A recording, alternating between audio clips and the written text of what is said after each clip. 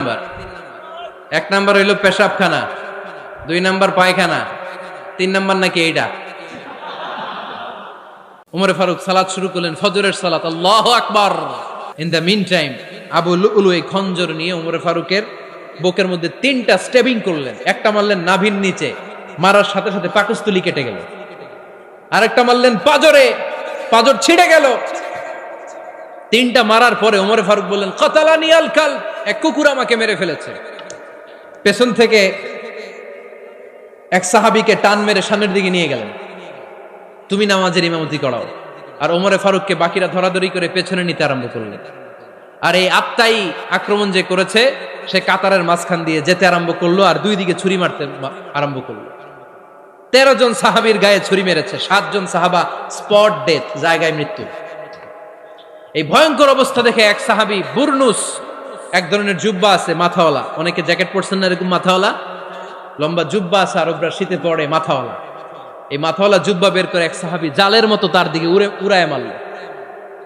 ওই বুরনুসের মধ্যে পেঁচিয়ে আবু লুলু মাটিতে পড়ে গেল আর সুইসাইড করে ফেলল, নিজের বুকে নিজে মেরে আত্মহত্যা। যেই সাহাবীকে ইমামতির জন্য দাঁড় করালেন, উনি ছোট্ট সূরা দিয়ে প্রথম রাকাতে সূরা আল কাউসার, দ্বিতীয় রাকাতে সূরাতুল ইখলাস দিয়ে নামাজ শেষ। উমরে ফারুক বেহুশ। উমরে ফারুক কি বেহুশ।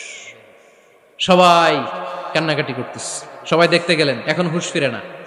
মুখের মধ্যে, মুখ খুলে রাষ্ট্রের চিকিৎসক মুখের মধ্যে দুধ দিলেন, ওই নাভি দিয়ে দুধ বের হয়ে যায়, পাকস্থলী কেটে ওখান দিয়ে দুধ বের হয়ে যাচ্ছে। তারা বললো ওনারে বাঁচানো সম্ভব না, দেখেন হুঁশ ফিরে কিনা। হুঁশ ফিরলে ওনার পরে কে আমির হবে, উনি যেন প্যানেল ঠিক করে দিয়ে যায়। সবাই তাকিয়েছে ওমরে ফারুকের চোখের দিকে। আল্লাহর মেহেরবানিতে ঘন্টা খানিক পরে উনি চোখ খুললেন। চোখ খোলার পরেই বলেন নাই, ও মা আমি মরে যাই। চোখ খোলার পরে উনি বলেন নাই, কে মারলো আমারে। চোখ খোলার পরে উনি বলেন নাই, আমার পরে নেতা কে হবে।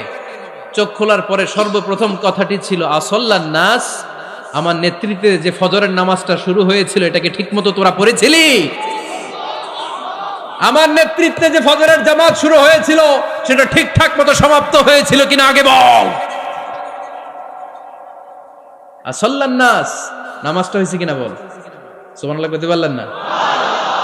This is Omar, hour super hero. নেতা অনেকগুলো লাগে না, এরকম নেতা একটাই যথেষ্ট যে গোটা বিশ্বকে কাঁপায় দিতে পারে। চিল্লায় বলো ঠিক কিনা। বিশ্বনবী মক্কায় বসে বসে তাহাজ্জুদের সালাত পড়ে আল্লাহর কাছে দোয়া করলেন, আল্লাহুম্মা আইজ্জাল ইসলাম বিআহাব্বির রাজুলাইনি ইলাইক।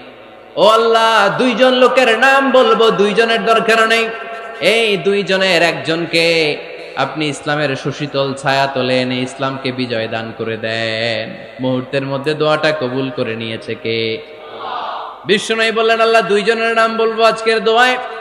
আবি জাহাল ইবনে হিশাম, হয়তো হিশামের বেটা আবু জাহেলকে আপনি ইসলামের ভিতরে নিয়ে আসেন, কিংবা ওমর ইবনুল খাত্তাব, খাত্তাবের বেটা ওমরকে আপনি ইসলামের ছায়া তলে নিয়ে আসেন। ওমরে ফারুকের জন্য দোয়াটা কবুল করে নিয়েছে কে?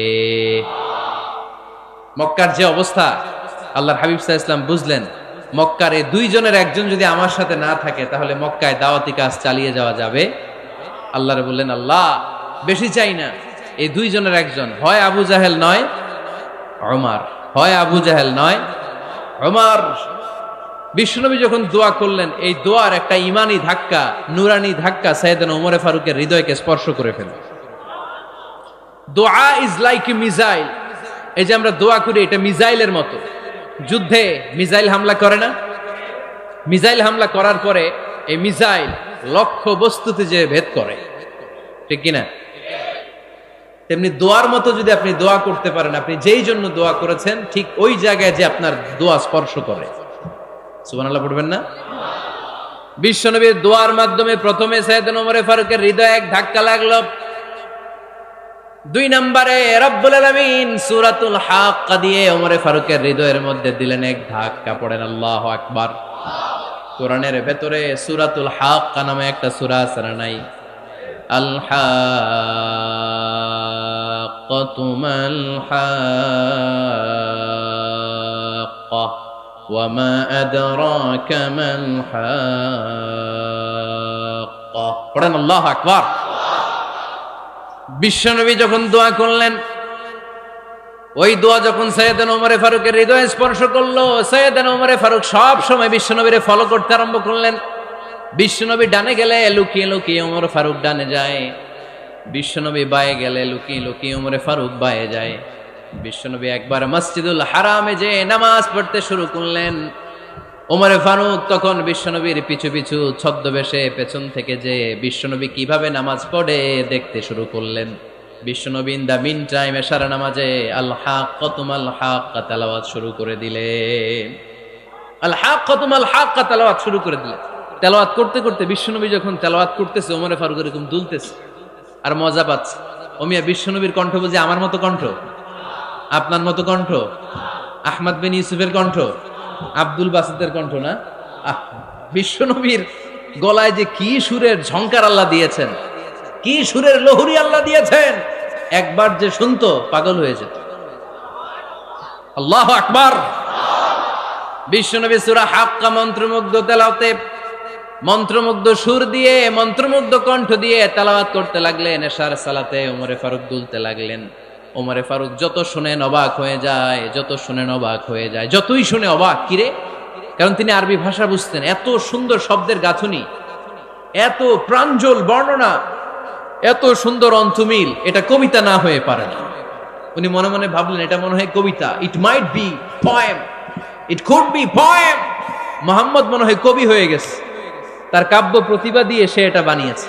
তা না হলে এত সুন্দর কথা, এটা কবিতা না হয়ে পারে। ইন দ্য মিন টাইম বিশ্বনবী কিন্তু দেখতেছে না যে পেছনে ওমর। বিশ্বনবী তেলাওয়াত করছিলেন।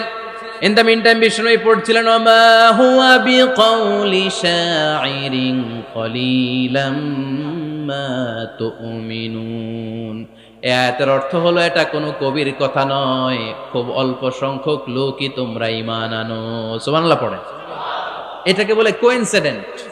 কোইন্সিডেন্ট হুট করে অনেক সময় মিলে যায়, যায় কি যায় না? আপনি একজনের কথা ভাবতেছেন ভাবতেছেন, বাজারে গেলেন, বাজারে যেই দেখেন ওই লোকটা দাঁড়ায় আছে, এরকম হয় কি হয় না? কোইন্সিডেন্ট। ওমর ফারুক মনে মনে যেটা ভাবতেছে ওই কথা দিয়ে বিশ্বনবী তেলাওয়াত করতেছে। আল্লাহু আকবার। বিশ্বনবী যে আয়াত তেলাওয়াত করছিলেন, আয়াতের অর্থ হলো এটা কোনো কবির বানানো কবিতা না, খুব অল্প সংখ্যক লোকই তোমরা ঈমান আনো। ওমর ফারুক আটকে উঠলেন, থমকে দাঁড়ালেন। ঘটনা কি? আমি মনে মনে ভাবলাম, কি এত সুন্দর কথা, এটা তো মানুষের কথা হতে পারে না, এটা নিশ্চয়ই কবিতা, কবির কথা। কিন্তু মুহাম্মদ এখন আবার পড়তেছে ওমা হুয়া বিকাউলি শাইর, এটা কোনো শায়েরের, কবির কথা নয়। কলিলাম মা তুমিনুন, অল্পই তোমরা ঈমান আনো। তার মানে আমার মনে যা চলে মুহাম্মদ এটা টের পায়। মুহাম্মদ গণক। নাউজুবিল্লাহ পড়বেন না? মুহাম্মদ অনেক বড় মাপের একজন গণক।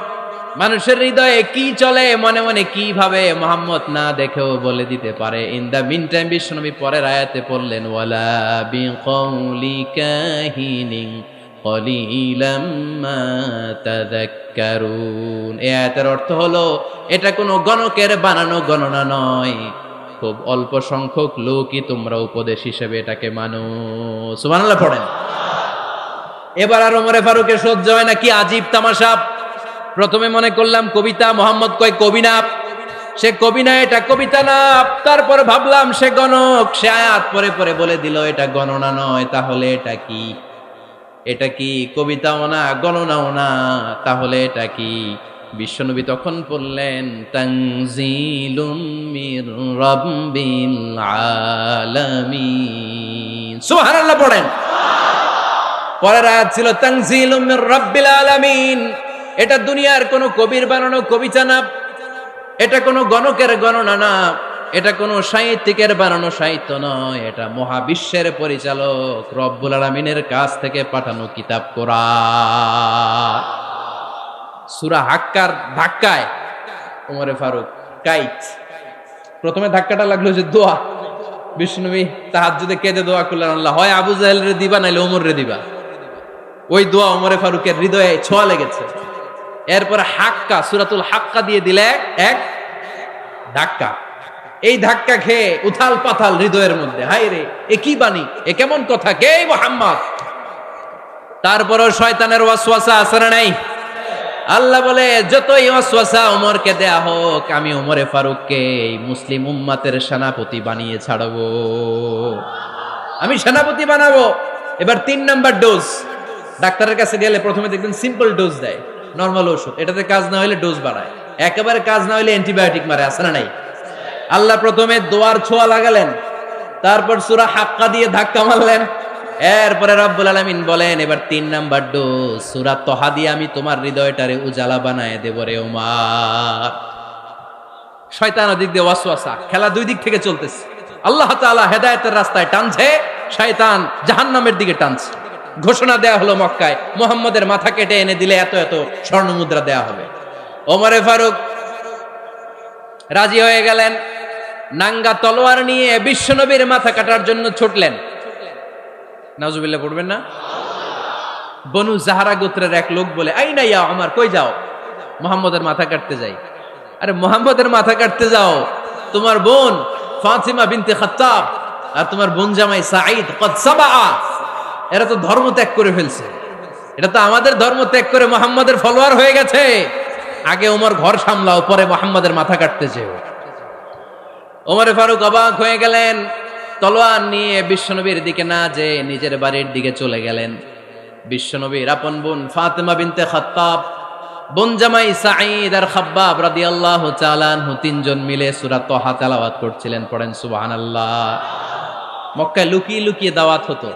খাব্বাব রাদিয়াল্লাহু তাআলা আনহু একটা চামড়ার ফলকের মধ্যে সূরা তহার কয়েকটা আয়াত এনে ওমরে ফারুকের বোন আর বোন জামাইকে শিক্ষা দিচ্ছে, ট্রেনিং দিচ্ছে। সুবহানাল্লাহ পড়েন। লুকিয়ে লুকিয়ে ওমরে ফারুক যখন ঘরে চলে আসলেন, এরা তটস্থ হয়ে গেল। সাইয়েদনা খাব্বাব বিছানার তলায় লুকিয়ে গেলেন। ওমরে ফারুক বললেন, দরজা খোলো। ফাতিমা বিনতে খাত্তাব দরজা খোলার পরে নির্মম ভাবে সাইয়েদনা ওমর রাদিয়াল্লাহু তাআলা আনহু বোনের গায়ে আঘাত শুরু করে দিল। বোন জামাইকে আহত করতে শুরু করলো আর বলতে শুরু করলো, তোরা পাগল হলি কেন? কি আছে ওই মুহাম্মাদের মধ্যে?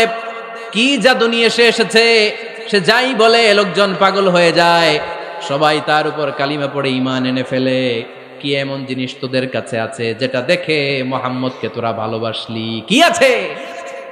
কি পড়তেছিলি আমারে দেখা। ফাতেমা বলে, ইন্নাকা রিজসুন লা ইয়ামাসসুহু ইল্লাল মুতাহহারুন। ও আমার ভাই ওমর, তুমি নাপাক। তুমি কি? লা ইয়ামাসসুহু ইল্লাল মুতাহহারুন, পবিত্রতা অর্জন না করে এই কোরআন ধরা যায় না। সুবহানাল্লাহ পড়েন। উমরে ফারুক গোসল করে আসলেন, কারণ ধাক্কা তো আগে কয়েকটা খাইছে। কথা বুঝেন নাই বোধহয়? প্রথমে দোয়ার ধাক্কা, পরে কোন সূরা দিয়ে ধাক্কা? হাক্কা দিয়ে ধাক্কা। 3 নম্বরে এখন আরেকটা ধাক্কা খাবে। গোসল করে আসলেন। ফাতিমা বিনতে খাত্তাব বললেন, গোসল যখন করে এসেছেন, এই নেন। উমরে ফারুক এবার চামড়ার কাপড়ের মধ্যে সূরা তহার প্রথম আয়াতের দিকে নজর করলেন। নজর করেই কোরআনের প্রেমে পড়ে গেলেন। পড়েন সুবহানাল্লাহ। উমরে ফারুক পড়তে আরম্ভ করলেন, তহা মা আনজালনা আলাইকাল কুরআনা লিতাশকা ইল্লা তাযকিরাতান লিমান ইয়াখশা তানজিলাম মিম্মান খালাকাল আরদা ওয়াস সামাওয়াতিল উলা। সুবহানাল্লাহ পড়েন। উনি পড়তে আরম্ভ করলেন, তহা মা আনজালনা আলাইকাল কুরআনা লিতাশকা, এই কোরআনকে আমি তোমাদের হতভাগ্য জাতি হিসেবে দুনিয়ায় থাকার জন্য পাঠাই নাই। এটা রব্বুল আলামিনের পক্ষ থেকে এসেছে। যারা রবকে ভয় করে তাদের জন্য আছে উপদেশ। যিনি আকাশ বানিয়েছেন, জমিন বানিয়েছেন, ওই আল্লাহ তাআলা নিজেই এই কোরআন পাঠিয়েছে। আওয়াজ করে পড়তে হবে, আল্লাহু আকবার। উনি খুব ভালো আরবি জানতেন। সূরা তহা পড়ার পরে আর ধৈর্য ধারণ করতে পারে না। ওমরে ফারুক ছোট্ট বাচ্চার মতো কান্না শুরু করে দিলেন। আল্লাহু আকবার। সূরা তহাটা হাতে নিয়ে, তলোয়ারটা হাতে নিয়ে বিশ্বনবীর দিকে ছুটতে আরম্ভ করলেন। আইনা মুহাম্মদ, কোথায় মুহাম্মদ? তোমরা আমাকে মুহাম্মাদের কাছে নিয়ে চলো। বিশ্বনবী তখন সাফা পাহাড়ের পাদদেশে দারুল আরকাম ইবনে আলকামের ঘরে লুকিয়ে লুকিয়ে কোরআনের দাওয়াত দিতেন। ওমরে ফারুককে পাগলের মতো ছুটে আসতে দেখে বিশ্বনবীর চাচা হামজা ইবনে আব্দুল মুত্তালিব বলল, নবী আপনি পালান। ওই যে খাত্তাবের বেটা ওমর আপনাকে অপমান করার জন্য, আক্রমণ করার জন্য তেরে এসেছে। সাহাবীরা বললেন, নবী আপনি পালিয়ে যান, আমরা সামাল দেব। বিশ্বনবী বললেন, না, আমি পালাবো না, বরং তোমরা সরে যাও। ওমর ইবনুল খাত্তাবকে আমার দরবার পর্যন্ত আসতে দাও। আমার তো মনে হচ্ছে ওই যে তাহাজ্জুদের নামাজ শেষে চোখের পানি ছেড়ে যে আমি আল্লাহর কাছে দোয়া করেছি, আজকে আমার ওই দোয়াটা কবুল হতে শুরু করেছে। আমার তো মনে হচ্ছে আমার দোয়া কবুল হবে, আসতে দাও। ওমরে ফারুক এসে বললেন, আশহাদু আল্লা ইলাহা ইল্লাল্লাহ ওয়া আশহাদু আন্না মুহাম্মাদান আবদুহু ওয়া রাসূলুহু। আমি সাক্ষ্য দিলাম আল্লাহ ছাড়া কোনো ইলাহা নাই, নিশ্চয় আপনি আল্লাহর প্রেরিত বান্দা এবং রাসূল। পড়েন সুবহানাল্লাহ। ওমরে ফারুক যখন কালিমা শাহাদা পড়ে মুসলমান হয়ে বিশ্বনবীর হাতে হাত রাখলেন, মুসলিম সাহাবীদের মধ্যে খুশি আর আনন্দের বন্যা বয়ে গেল। মুসলিম হাতে গোনা সাহাবারা আল্লাহর প্রশংসা করলেন। বিশ্বনবী সাইয়েদনা ওমরে ফারুককে জড়িয়ে ধরলেন। ওমরে ফারুক এবার বিশ্বনবীরে বললেন, নবী গো, আলাসনা আলাল হক, আমরা কি সত্যের উপরে আছি নাকি আমরা ভুলের উপরে আছি? বিশ্বনবী বললেন, বালা নাহনু আলাল হক, আমরাই সত্যের উপরে আছি। সুবহানাল্লাহ পড়েন। আলাসনা আলাল হক, নবী আমরা কি সত্যের উপরে নাই? হ্যাঁ অবশ্যই ওমর, তুমি সত্যের উপরে আছো। ওমরে ফারুক বললেন, তাহলে ফাফিমাল ইখতিফা, তাহলে লুকায় লুকায় আর দাওয়াত দেব কেন? আমি তো কালিমা পড়ে ফেলছি, আসেন আমার সাথে বের হই। ফাফিমাল ইখতিফা, আর লুকায় লুকায় কেন? আসেন আমরা বাইরে বের হই। বিশ্বনবী বললেন, ওমর এটা মাক্কি জীবন, এখানে আমরা একটু গোপনে গোপনে দাওয়াত দিতে চাই। ওমরে ফারুক বলে, না, আমার দায়িত্ব, আমি একটা মিছিল দিতে চাই নবী। আল্লাহর নামের তাকবীর দিতে দিতে দারুল আরকাম থেকে শুরু করে মসজিদুল হারাম পর্যন্ত একটা মিছিল দিয়ে আমি মক্কা কাঁপায়া দেব। অনুমতি দেন। বিশ্বনবী দিতে চান। ওমর ফারুক অনেক বোঝানোর পরে স্বল্প পরিসরের একটা অনুমোদন পাওয়া গেল বিশ্বনবী সাল্লাল্লাহু আলাইহি ওয়াসাল্লামের কাছ থেকে। কিন্তু মিছিল যে দিবে, মিছিলের জন্য লোকের দরকার আছে না নাই? এখানে লোক নাই, আমি একাই মিছিল দিতেছি। এটা জমবে, মিছিল জমবে। খুঁজে উনি 11 জন মুসলিম সাহাবা পেলেন। কয়জন? ওমরে ফারুক বললেন, 11 জনই সই। এই 11 জন নিয়েই আমি আল্লাহর নামের তাকবীর দিব। 2 লাইন করলেন। কয় লাইন? 2 লাইন। পেছনে 6 জন, আর এই লাইনের নেতা বানালেন বিশ্বনবীর চাচা হামজাকে রাদিয়াল্লাহু তাআলা আনহু। আর সামনে 5 জন, তার আগে দাঁড়ালেন উনি নিজেই। তাহলে 6 6 12। বললেন, এই 2 লাইনই আমরা তাকবীর দিতে দিতে, বেশি না, এই দারুল আরকামের ঘর থেকে, আপনারা জানেন যে সাফা মারোয়া এখন যে সাই হয়, এই সাফার পাদদেশে ছিল দারুল আরকামের ঘর। উনি বললেন, এখান থেকে ওই যে কাবার গিলাফ দেখা যায়, কাবার গিলাফ পর্যন্ত আমরা এই তাকবীর নিয়ে ওখানে যাব। সুবহানাল্লাহ পড়বেন না? ওখানে উনি দাঁড়িয়ে ছোট্ট একটা ভাষণ দিয়েছিলেন। উনি বলেছিলেন, মান আরাদা আন তাসকুলা উম্মু ওয়া ইয়াতামা ওয়ালাদু ওয়া তারমিলা যাওজাতুহু ফালিয়াসুদ্দানি। খেয়াল করে শুনেন, কান দুইটা খরগোশের কানের মতো খাড়া করেন। উনি এক বাক্যের একটা ভাষণ দিলেন। ভাষণ দিতে জানলে বড় ভাষণ দেয়া লাগে না। এক বাক্যের ভাষণ দিয়ে গোটা বিশ্বকে ঝাঁকুনি মারা যায়। চিল্লায় বলো ঠিক কিনা?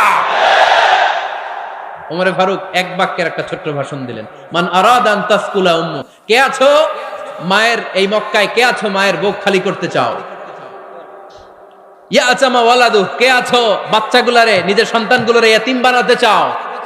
কে আছো তারমিলা যাওজাতুহু, নিজের স্ত্রীকে বিধবা বানাতে চাও? ফালিয়াসুদ্দানি, বুকের পাটা থাকলে আমি ওমর রে থামাও।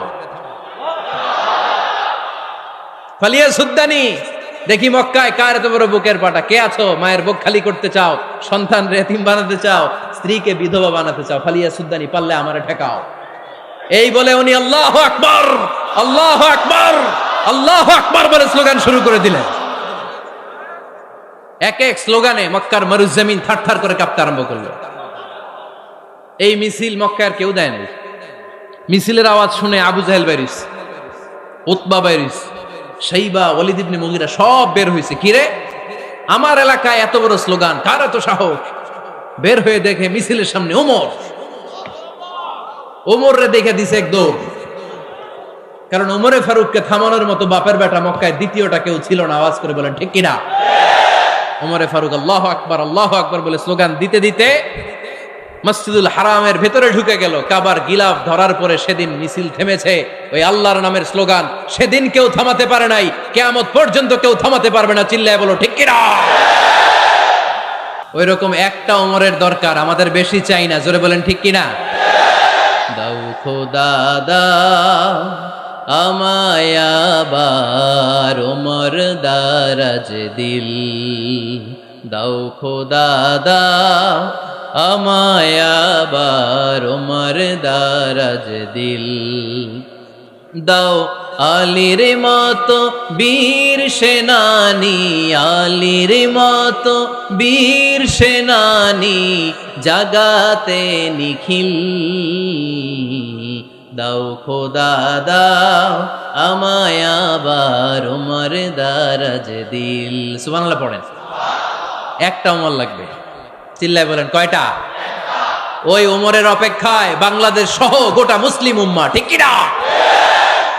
একটা ওমরই যথেষ্ট। আমাদের সেন্ট্রাল লিডারশিপ নাই তো, আমাদেরকে এদিকে লাথি মারলে আমরা ওইদিকে যাই, ওদিক থেকে গুতা মারলে আমরা এদিকে যাই।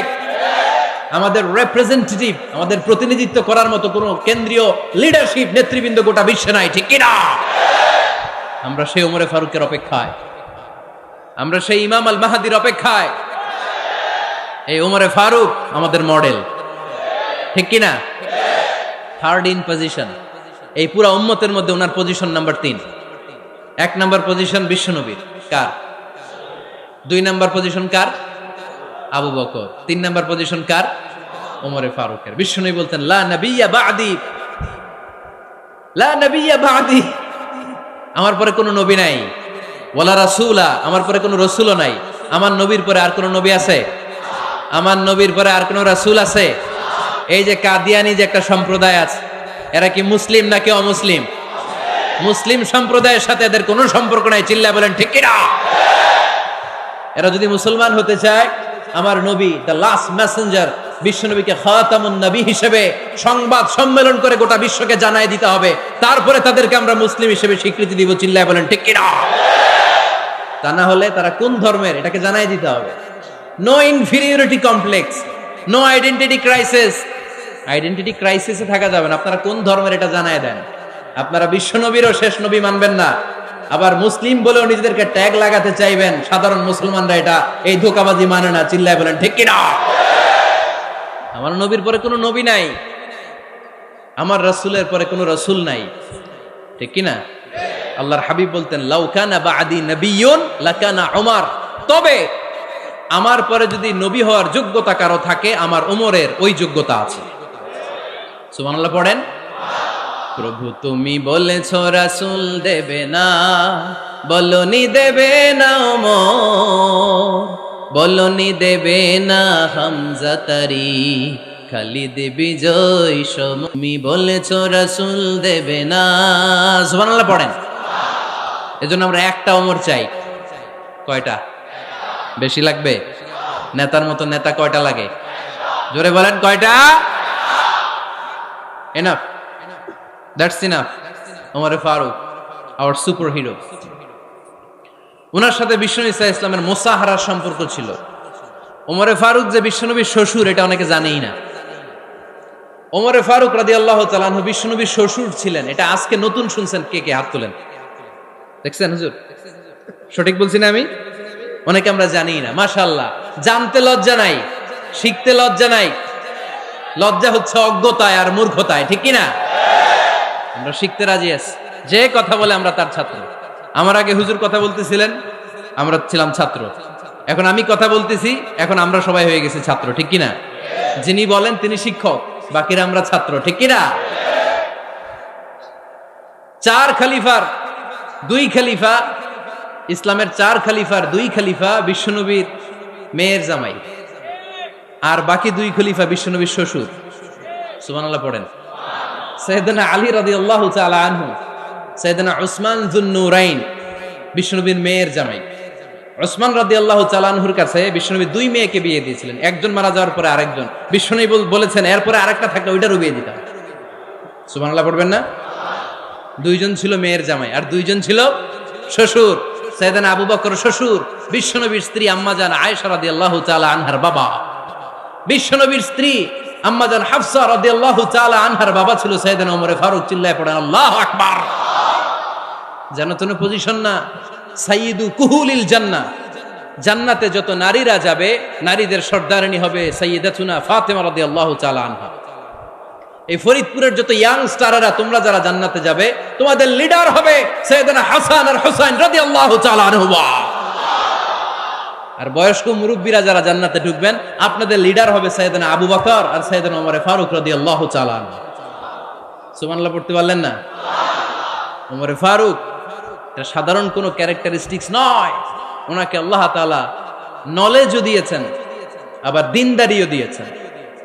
আমার দিনী ভাইয়েরা খেয়াল রাখবেন, কোন আলেমের মধ্যে বা কোন নেতার মধ্যে যদি এই দুইটার সমন্বয় আপনি পান, যে তার জ্ঞানও আছে আবার দিনদারিও আছে, he belongs the knowledge and he belongs the তাকওয়া, সে গোটা বিশ্বকে জয় করে ফেলবে। ঠিক কিনা? যার মধ্যে জ্ঞান আছে, যার মধ্যে তাকওয়া আছে, তারে কেউ থামায় রাখতে পারে? ওমরে ফারুককে এই দুই নেয়ামত দিয়ে ধন্য করেছে কে? সহিহ বুখারীর বর্ণনা, বিশ্বনবী সাহাবীদের সামনে একটা স্বপ্নের কথা বলছেন। বিশ্বনবী বললেন, আমি স্বপ্নে দেখলাম আমার আঙ্গুলের ফাঁকা থেকে দুধ বের হচ্ছে, আমি তৃপ্তি সহকারে দুধ খেলাম। খাওয়ার পরে দেখলাম আঙ্গুলের মধ্যে একটু দুধ লেগে আছে। আমার আঙ্গুলে অতিরিক্ত লেগে থাকা দুধটা আমি ওমরে ফারুকের মুখের মধ্যে লাগিয়ে দিলাম। সাহাবারা বললেন, ইয়া রাসূলুল্লাহ, ইয়া হাবিবাল্লাহ, মাযা আওয়ালতা বিহি, এই স্বপ্নের আপনি কি ব্যাখ্যা করলেন, আমরা তো বুঝলাম না। বিশ্বনবী বললেন, আওয়ালতু বিহি আল ইলম, আমি এই দুধ দিয়ে জ্ঞানের ব্যাখ্যা করেছি, কারণ ওমরকে আল্লাহ যেই জ্ঞান দিয়েছে গোটা বিশ্বের কাউকে এত জ্ঞান দেয় না। এজন্য স্বপ্নে যদি কেউ দেখেন যে আপনি দুধ খাচ্ছেন, তার মানে আল্লাহ তাআলা আপনার জ্ঞান বাড়ায় দিবে। ওমরে ফারুককে দুধ খেয়ে অতিরিক্ত দুধের অংশটা বিশ্বনবী আবু বকর রাদিয়াল্লাহু তাআলা আনহুর মুখে দেন নাই, সাইয়েদনা উসমানের মুখে দেন নাই, আলী রাদিয়াল্লাহু তাআলা আনহুর মুখে দেন নাই। স্বপ্নে ওই অতিরিক্ত লেগে থাকা দুধটা বিশ্বনবী ওমরে ফারুকের ঠোঁটের মধ্যে লাগিয়ে দিয়েছেন। এই হাদিস থেকে প্রমাণ হয় আল্লাহ তাআলা জ্ঞানের নেয়ামতে সাইয়েদনা ওমরে ফারুককে ধন্য করেছেন। আবার বুখারীর বর্ণনা, বিশ্বনবী সাল্লাল্লাহু আলাইহি ওয়াসাল্লাম আরেকটা স্বপ্নের বর্ণনা দিচ্ছেন। তিনি বললেন, তোমাদের সবাইকে স্বপ্নে আমার সামনে দাঁড় করানো হলো। আমি দেখলাম তোমাদের কারো জুব্বা নাভি পর্যন্ত, কারো জুব্বা হাঁটু পর্যন্ত, কারো জুব্বা টাকনু পর্যন্ত। ওমরে ফারুককে যখন স্বপ্নে আমার সামনে দাঁড় করিয়ে দেয়া হলো, আমি দেখলাম ওমরের জুব্বা এত লম্বা, ওমর টেনে হিচড়ে তার জুব্বা নিয়ে সামনে হেঁটে যাচ্ছে।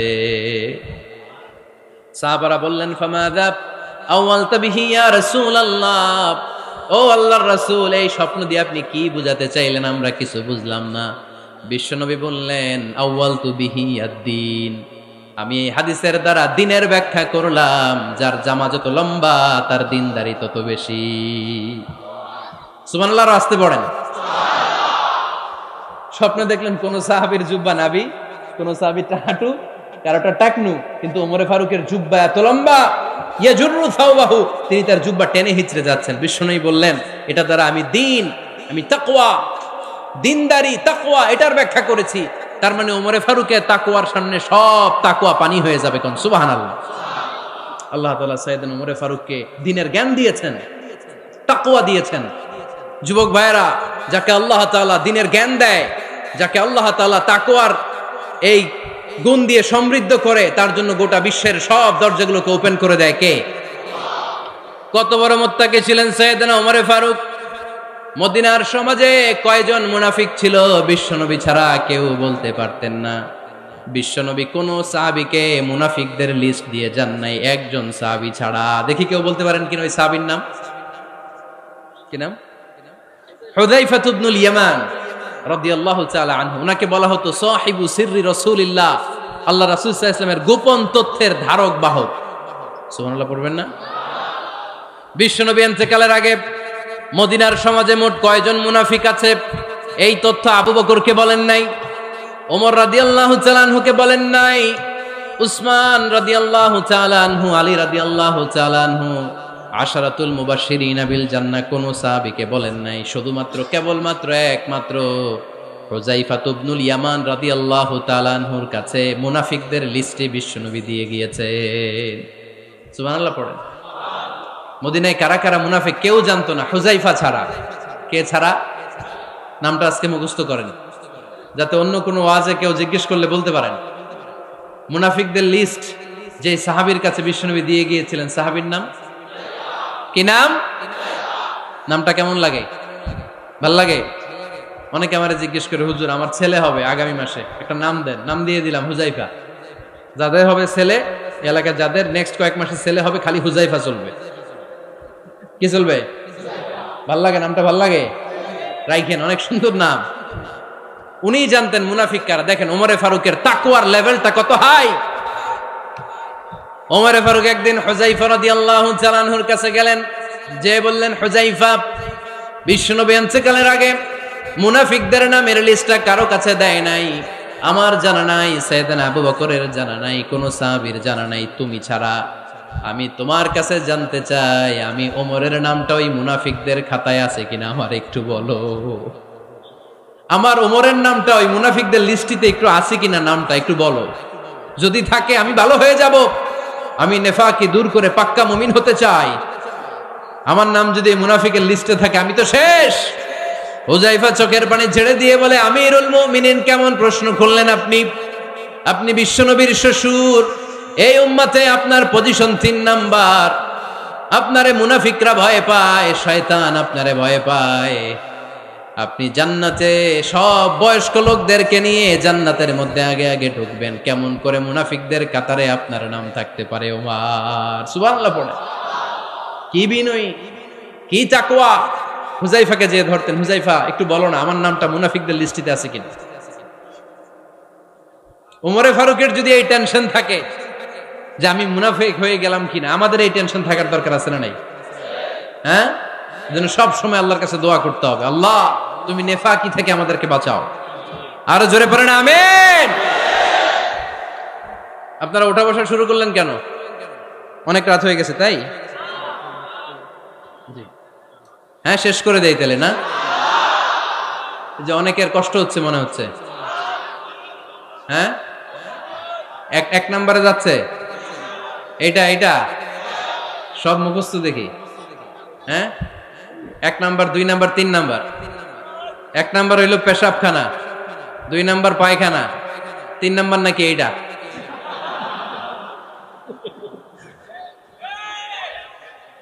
আছে না নাই? না। সিগারেট কোন মুসলমান খেতে পারে? সিগারেট হয় টোবাকো প্ল্যান্টস থেকে, তামাক পাতা। ফরিদপুরে চাষ হয় নাকি?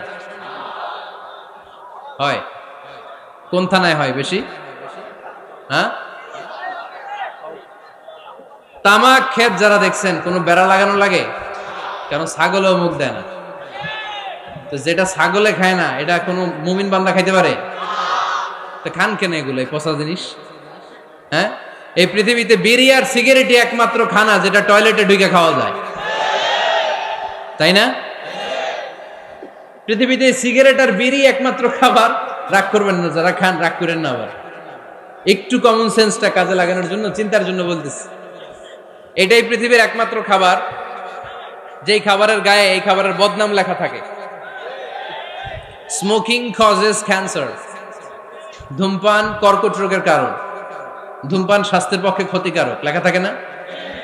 আচ্ছা, ধরেন ফরিদপুরের একটা কোম্পানি নতুন চানাচুর বের করছে, ওই চানাচুরের গায়ে লেখা, এই চানাচুর খাওয়ার 1 ঘন্টার মধ্যে বমি শুরু হবে আর ডায়রিয়া হবে। খাবেন? কি কইবেন? তুই খা। দোকানদারে কি কইবেন?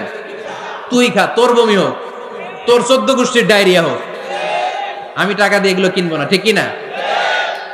কারণ এই প্রোডাক্টের গায়ে এই প্রোডাক্টের বদনাম লেখা, এটা আমরা কিনবো কেন? কিন্তু সিগারেটের উপরে সিগারেটের বদনাম লেখা থাকার পরও আমরা খাই, টয়লেটে বসে খাই। এটার মধ্যে একটা পয়জন আছে, এটাকে বলে স্লো পয়জন, নিকোটিন। এটা আপনার লাং, ফুসফুসকে শেষ করে দিবে। Slow poison. সিগারেট খাওয়া অনেকটা আত্মহত্যা শামিল।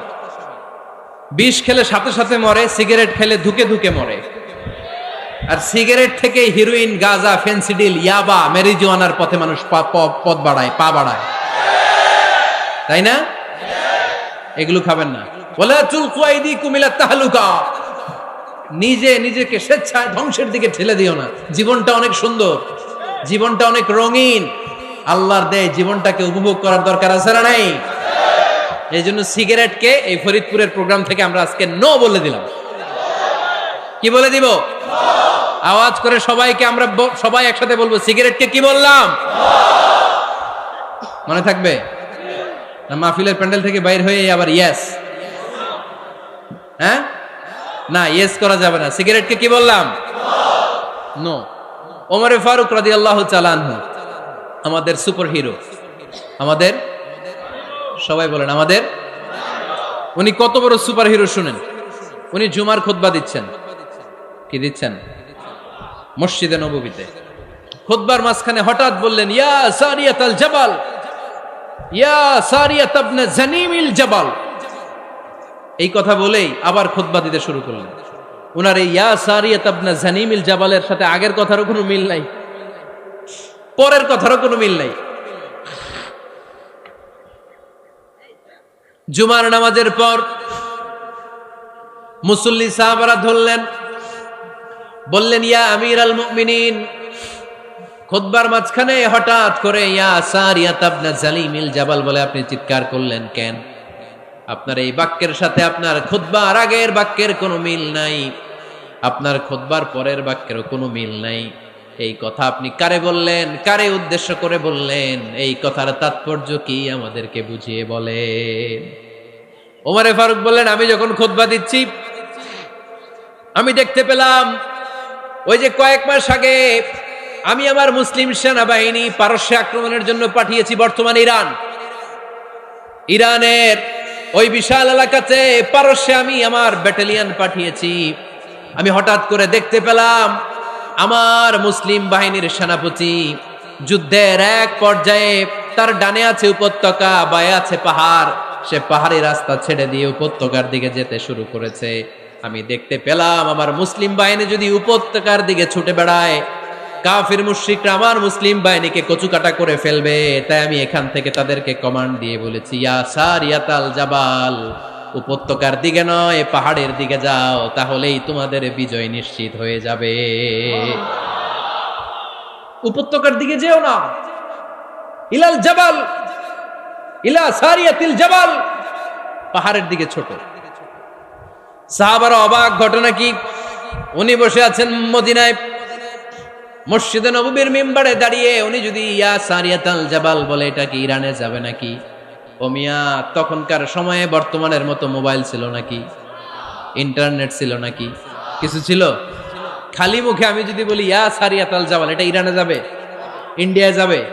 ঢাকায় তো যাবে না, ফরিদপুর শহরেই তো বসবে না, ঠিক কিনা? কিন্তু এটা আমিরুল মুমিনিন বিশ্বাসী সাহাবারা বিশ্বাস করে নিল। কিছু মুনাফিক ছিল, এরা কয় না ঝামেলাস, এটা তো সম্ভব না। এক কাজ করি, এই সেনাপতি যখন বিজয়ী বেশে মদিনায় ফিরে আসবে আর আমরা ধরব। এরা দিন গুনতে লাগলো, এই সেনাপতি মুসলিম বাহিনী নিয়ে পারস্য জয় করে কবে ফিরে আসবে। এই মুনাফিকের দলগুলো কখনো সেনাবাহিনীকে অভ্যর্থনা জানাতে যেত না, কিন্তু এইবার সবার আগে মদিনার উপকণ্ঠে যে সেনাপতিদেরকে অভ্যর্থনা জানানোর জন্য ফুল নিয়ে রেডি। ফুল নিয়ে দাঁড়ায় সেনাপতি ঢুকার সাথে সাথে ধরছে, এই সেনাপতি কোত্থেকে আসছে? কয় পারস্য জয় করে আসছি। কয় এমন এমন দিন, জুমার দিন দুপুর বেলা যুদ্ধের মাঝখানে আমিরুল মুমিনিনের কণ্ঠের কোন কথাবার্তা শুনছো নাকি?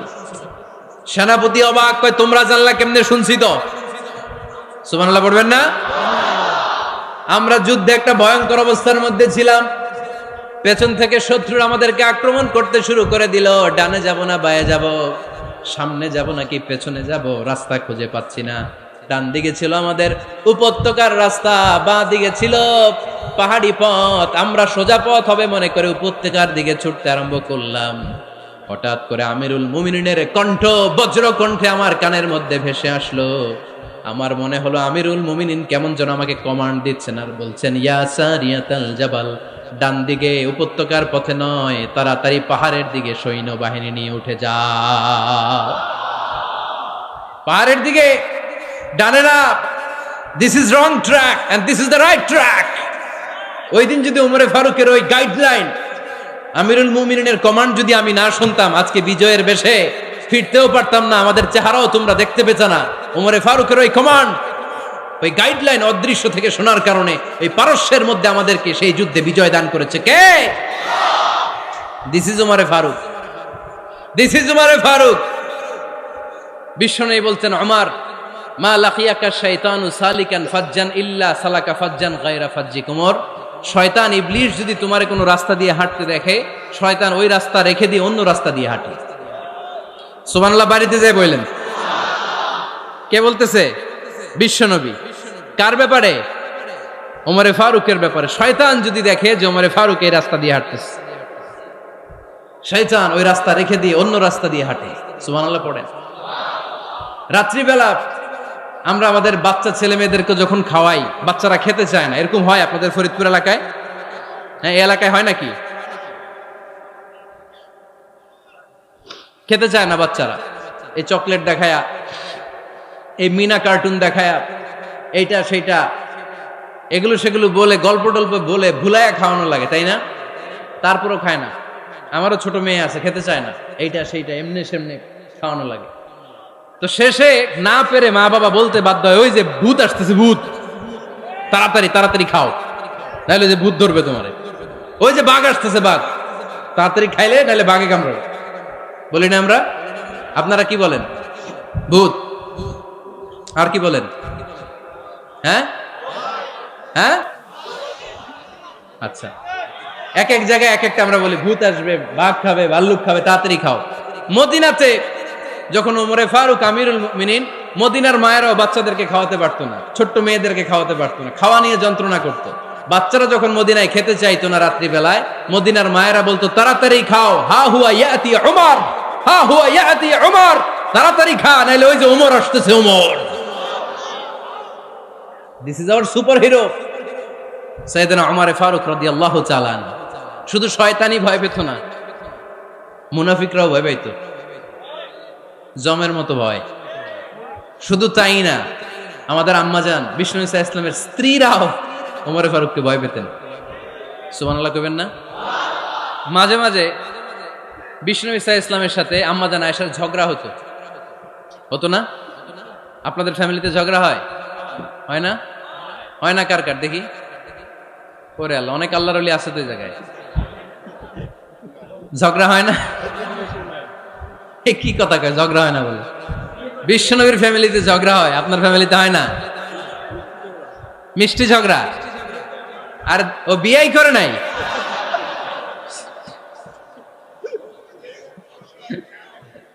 ঝগড়া তো হবেই। দাম্পত্য জীবনের মজাটাই তো এখানে, কখনো ঝগড়া, কখনো আনন্দ, একটু বৃষ্টি, একটু রোদ, একটু হাসি, একটু কান্না, ভালো লাগা ভালোবাসা শেয়ার করে নেয়া, মিলেমিশে একাকার হয়ে যাওয়া, ঠিক কিনা? তো আল্লাহর হাবিব সাল্লাল্লাহু আলাইহি ওয়াসাল্লামের সাথে আম্মাজান আয়েশার ঝগড়া হতো। তো একদিন ঝগড়া হয়ে দুইজন রেগে আছে। খবরদার দুইজন রেগে থাকবেন না, আবার একজন রাগলে আরেকজন থেমে যাবেন, কারণ এই ছোট্ট ঝগড়া থেকে এটা অনেক সময় বিচ্ছেদের দিকে গড়ায়। আমার প্রিয় ফরিদপুরবাসী, ভাবি রেগে গেলে আপনি রাইগেন না, ওই দিন আপনি একটু ঠান্ডা থাকেন। আবার আপনি রেগে গেলে, আমার মাইকের আওয়াজ যদি ভাবিরা শুনেন, আপনারা রেগে যায় না, একটু ঠান্ডা থাকবেন। দুইজনে রেগে গেলে তো তৃতীয় বিশ্বযুদ্ধ শুরু হবে, তাই না? একজন রেগে গেলে আরেকজন ঠান্ডা, কারণ এই সামান্য ঝগড়া থেকে ইগোর কারণে এটা বিচ্ছেদ আর ডিভোর্স পর্যন্ত গড়ায়। আর শয়তান এখানে উস্কানি দেয়, কারণ ইমানদারদের ফ্যামিলি ভাঙতে পারলে শয়তান সবচেয়ে বড় খুশি হয়, আর ইমানদারদের ফ্যামিলি টিকে থাকলে খুশি হয়ে যায় কে? আম্মাজান আয়েশা রাদিয়াল্লাহু তাআলা আনহার সাথে বিষ্ণু ইসা ইসলামের ঝগড়া হতো মাঝে মাঝে। একবার ঝগড়া হলো, বিষ্ণু ইসা ইসলামের রাগ, আম্মাজান আয়েশাও রাগ। বিষ্ণুই বললেন, আয়েশা, ঝগড়া করে আর কতক্ষণ থাকবো, আসো মিটমাট করি। আয়েশা রাদিয়াল্লাহু বললেন, ঠিক আছে, মিটমাট করবো।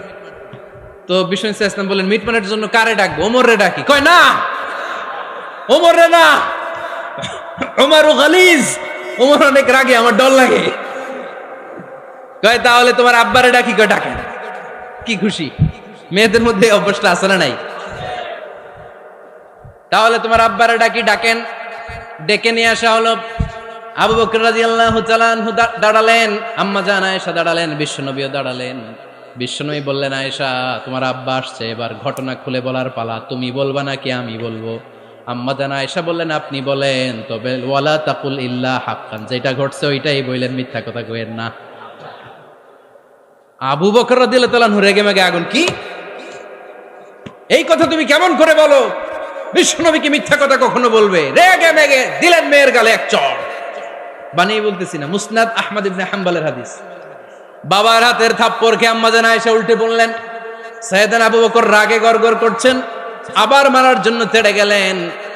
এবার বাঁচার জন্য আম্মা জান আয়েশা বিশ্বনবীর পিছনে যে আশ্রয় নিলেন, বিশ্বনবী বাঁচানোর জন্য দুই হাত মেলে দাঁড়িয়ে গেলেন। পড়েন সুবহানাল্লাহ। বিশ্বনবী যখন দুই হাত মেলে দাঁড়িয়ে গেলেন, সাইয়েদনা আবু বকর রাদিয়াল্লাহু আনহু থেমে গেলেন।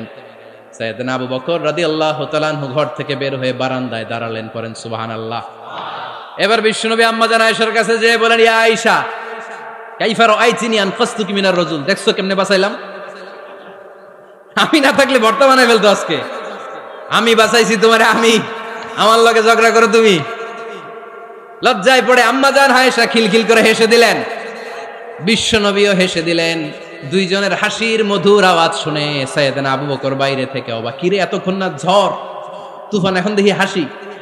সালাম দিয়ে অনুমতি নিয়ে ভিতরে ঢুকলেন। ঢুকে দেখেন আম্মা জান আয়েশাও হাসে, বিশ্বনবীও হাসে। এ হাসি দেখে আবু বকর রাদিয়াল্লাহু আনহু হেসে দিলেন। আরশের উপর থেকে খুশি হয়ে গেলেন কে? এবার সাইয়েদনা আবু বকর রাদিয়াল্লাহু তাআলা আনহু বললেন, ইয়া রাসূলুল্লাহ আশরিকানি ফি সিলমিকুমা কামা আশরাকতুমানি ফি হারবিকুমা।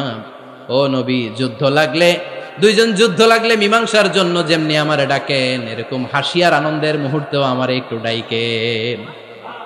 আশরিকানি ফি সিলমিকুমা কামা আশরাকতুমানি ফি হারবিকুমা। নবী, আপনাদের মধ্যে ঝগড়া লাগলে সন্ধি করার জন্য আমারে যেমনি ডাকেন, আপনাদের হাসি খুশি আনন্দ খুনসুটি এই মজাদার মুহূর্তগুলোতে আমারে বঞ্চিত রাখেন না, আমার একটু ডাইকেন। সুবহানাল্লাহ পড়েন।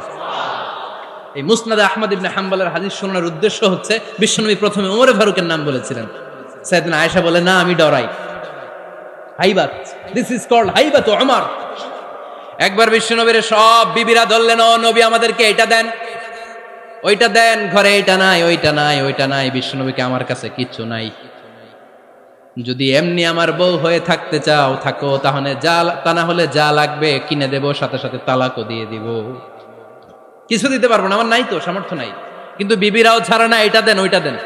বিশ্বনবী রহমতের নবী, বিবিদেরকে বুঝাতেও পারেন না, বিবিরা আবদার করতেছে, নবী এটা লাগবে ওইটা লাগবে। ইন দ্য মিন টাইম বিশ্বনবী একজনের সালাম শুনতে পেলেন। কে যেন দরজায় দাঁড়িয়ে বলতেছে, আসসালামু আলাইকুম। বিশ্বনবী দরজার দিকে তাকালেন, তাকিয়ে বললেন, ওয়া আলাইকুমুস সালাম। আর বুঝতে পারলেন এটা আমার ওমরের সালাম। সালাম দেওয়ার পরে বিবিদের দিকে তাকায় দেখে একজন বিবিও নাই, সব অন্দরমহলের ভিতরে দৌড়। সুবহানাল্লাহ পড়তে পারলেন না? This is our super hero Omar. এরকম ওমর একটা লাগবে, চিল্লায় বলেন কয়টা? একটা ওমর গোটা বিশ্বকে সোজা করে দিবে। একটা ওমর সবল আর দুর্বলের সব পার্থক্য দূর করে দিবে। মাজলুমের উপর জালিমের অত্যাচারের অবসান ঘটায় দিবে। গোটা বিশ্বটাকে সাম্য, মৈত্রী, ভালোবাসার ইনসাফ দিয়ে পরিপূর্ণ করে দিবে। সেই উমরের অপেক্ষায় আমরা। নিজের ছেলেকে 80টা বেত মেরেছেন। কয়টা? 80টা বেত মেরেছে। এই ব্যাপারে অনেকগুলো বর্ণনা পাওয়া যায়। সবচেয়ে সহিহ বর্ণনা হচ্ছে মুয়াত্তা ইমাম মালিকের বর্ণনা। ওমর ফারুক রাদিয়াল্লাহু তাআলা আনহুর ছেলে আব্দুর রহমান মারুফুন বিআবি শাহমা ছিলেন মিশরে। ওখানে নাবিজ খেয়েছিলেন। নাবিজ হচ্ছে আরব দেশের লোকেরা দুধের মধ্যে শক্ত খুরমা রাত্রেবেলা ঢেলে দিত। ঢেলে দিলে সারা রাত ওই খুরমার রসটা দুধের সাথে মিশে দুধটা লাল হয়ে যেত। এটারে সকালবেলা খেত, খুব সুস্বাদু। এটাকে বলে নাবিজ। কিন্তু এটা রাতে ভিজাইলে সকালেই খাইতে হয়, রেখে দিলে আবার একটু সমস্যা হয়। এটা অনেকটা তারির মতো হয়ে যায়, মাতলামি চলে আসে। তো ওমরে ফারুকের ছেলে নাবিজ খেয়েছেন, মদ খাননি, নাবিজ। কিন্তু নাবিজ খাওয়াতে সাকরান চলে এসেছে। সাকরান চলে আসাতে এটা যখন প্রমাণিত হয়েছে, আমর ইবনুল আস রাদিয়াল্লাহু তাআলা আনহু নাকি 80 বেত মেরেছেন মিশরে। কয় বেত? নিয়ম হচ্ছে সবার সামনে, কিন্তু সবার সামনে না মেরে একটু গোপনে মেরেছে। এই তথ্য যখন ওমরে ফারুকের কাছে এসেছে, উনি বললেন, না, মারতে হবে সবার সামনে, আলাদা মারলা কেন? ও মদিনায় ফিরে আসলে আমি আবার 80টা মারব। মদিনায় ফিরে আসার পরে সাইয়েদনা ওমরে ফারুক ওই আগের 80টারে আর ধরেন নাই, নিজ হাতে আবার 80টা বেত মেরেছেন। এই বেত মারার 1 মাস পরে এই আবু শাহমা ইন্তেকাল করেছে। অনেক ঐতিহাসিক বলে এই বেতের আঘাতে মরেছে, কেউ কেউ বলেছে নিজের রোগের কারণে মরেছে। কিন্তু দিস ইজ দ্য ইনসাফ সিস্টেম অফ ওমর। নিজের ছেলে বলে ছেড়ে দেয় নাই। এখন নিজের ছেলে হইলে 7 খুন মাফ, নেতার ছেলে হইলে 10 খুন মাফ, এলাকার মোড়লের ছেলে হইলে 10 খুন মাফ। নো পার্সিয়ালিটি ইন ইসলাম। ইসলামে পার্সিয়ালিটি নাই। আপনি নেতার ছেলে হন, আপনি বিজনেস ম্যাগনেটের ছেলে হন, আপনি যেই হন না কেন, ইসলামের দৃষ্টিতে সবাই সমান। চিল্লায় বলেন ঠিক কিনা? বানু মখজুমিয়া গোত্রের এক নারী চুরিতে ধরা পড়ল। সাহাবারা বললেন, নবী, মদিনার সবচেয়ে ভেরি প্রেস্টিজিয়াস এন্ড ডিগনিফাইড ফ্যামিলির মেয়ে, আপনি হাত কাইটেন না, কারণ ইসলামের নিয়ম চুরি করলে কি কেটে দাও। বিশ্বনবী বললেন, বলো কি, হাত না কাটার জন্য তোমরা আমাকে রেকমেন্ড করছো? এটা আল্লাহর আইন, পৃথিবীর কেউ রেকমেন্ড করলো শোনার ক্ষমতা আমার নাই, কারণ আইনটা দিয়েছে কে? লাউ কানাত ফাতিমাতু বিনতি মুহাম্মাদিন সারাকাত লাকাতা মুহাম্মাদুন ইয়াদাহা। আরে বনু মাকসুমিয়া মেয়ে তো দূরের কথা, আমার কলিজার টুকরা ফাতেমাও যদি আজ চুরিতে ধরা পড়তো, তার হাত কেটে দিতে আমি 1 মিনিটও দেরি করতাম না। দিস ইজ ইসলাম। এই হচ্ছে ওমরে ফারুকের মানাকিব। এরকম ওমরে ফারুক কয়টা লাগবে? আওয়াজ করে বলতে হবে, কয়টা লাগবে? একটা লাগবে। এই সাইয়েদনা ওমরে ফারুক মদিনার প্রথম চিফ জাস্টিস ছিলেন। সর্বপ্রথম উনার পরামর্শে সাইয়েদনা আবু বকর রাদিয়াল্লাহু তাআলা আনহু কোরআনকে সংকলন করেছেন।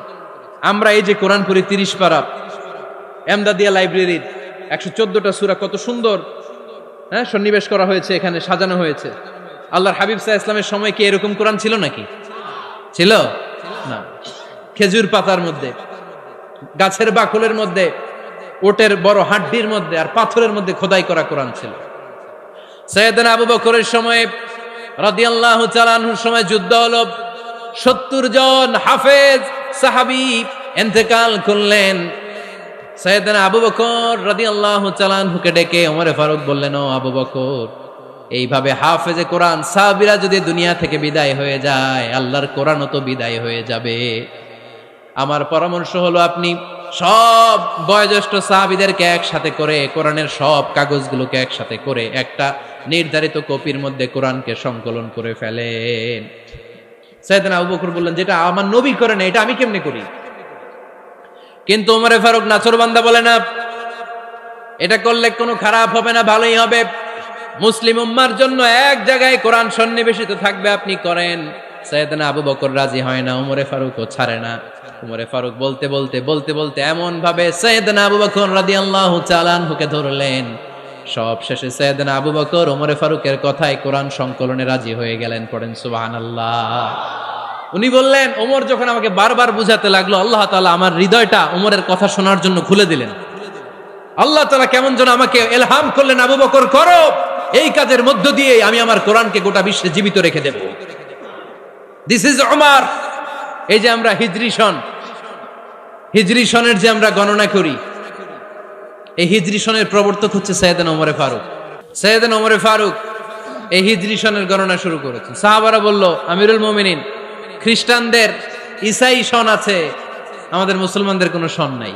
আমাদের একটা সন থাকলে আমাদের জিজিয়া নিতে, আমাদের যাকাতের টাকা উত্তোলন করতে অনেক সুবিধা হবে। ওমর ফারুক বললেন, তাহলে কোন সালকে হিজরি, কোন সালকে মুসলিম সাল হিসেবে আমরা ঘোষণা দিতে পারি? একজন বলল, আমার নবী যেই সালে জন্মগ্রহণ করেছেন ওই সালে। ওমর ফারুক বললেন, না, আমার নবীর জন্ম আমাদের জন্য খুশির দিন, কিন্তু এটা আমাদের জন্য প্রেরণা নয়। প্রেরণা নবীর কাজে, ঠিক কিনা? আরো কিছু সাহাবারা বলল, তাহলে যেই সালে আমার নবী ইন্তেকাল করেছে ওইটারে প্রথম সাল ধরেন। ওমর ফারুক বললেন, না, যেদিন তিনি ইন্তেকাল করেছেন এটা আমাদের দুঃখের দিন, এটা আমাদের প্রেরণা নয়। আমাদের প্রেরণা হচ্ছে বিশ্বনবীর ত্যাগ, তিতিক্ষা আর কাজের মধ্য দিয়ে। জোরে কোন ঠিক কিনা? ওমর ফারুক বললেন, যেদিন বিশ্বনবী ইসলাম রক্ষায় নিজের মাতৃভূমি ছেড়ে মক্কা থেকে মদিনায় গিয়েছেন, ওই দিনটাকে হিজরি প্রথম দিন ধরে আমরা হিজরি সাল গণনা করে শুরু করে দেব। ওইটাই হচ্ছে হিজরি সন। সেখান থেকে হিজরি সনের প্রবর্তন করেছেন সাইয়েদনা ওমর ফারুক রাদিয়াল্লাহু তাআলা আনহু। এই যে স্টেট গভর্নমেন্ট, এই যে প্রিজন, জেলখানা, ক্যান্টনমেন্ট, সচিবালয়, গণভবন, বঙ্গভবন, মুক্তিযোদ্ধাদের ভাতা, রাষ্ট্রীয় ভাতা, এই সব নিয়ম কানুন সাইয়েদনা ওমর ফারুক তার রাষ্ট্রীয় আমলে তিনি নিজে করেছেন। চিল্লায় পড়েন আল্লাহু আকবার। মুসলমানদের আলাদা কারেন্সি, নিজস্ব মুদ্রা ব্যবস্থা নিজে চালু করেছেন। সৈনিকদের মধ্যে যারা বিবাহিত, প্রতি 6 মাস অন্তর অন্তর 1 মাসের ছুটি কাটাতে তারা ফিরে আসবে, সাইয়েদনা ওমর ফারুক চালু করেছেন।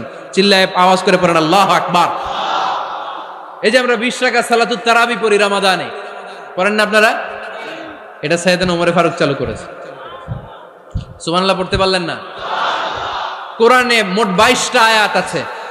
যেখানে সাহাবারা ইনডিসিশনে ভুগছিলেন, বিশ্বনবীর মত একটা, ওমরে ফারুকের মত আর একটা, এই 22 জায়গায় আল্লাহ তাআলা বিশ্বনবীর মতের পক্ষে আয়াত নাজিল না করে ওমরে ফারুকের মতের পক্ষে কোরআনের আয়াত নাজিল করেছেন। আওয়াজ করে পড়েন আল্লাহু আকবার। এদিকে উঠলেন কেন আপনারা? যারা উঠছেন আমার দিকে তাকান।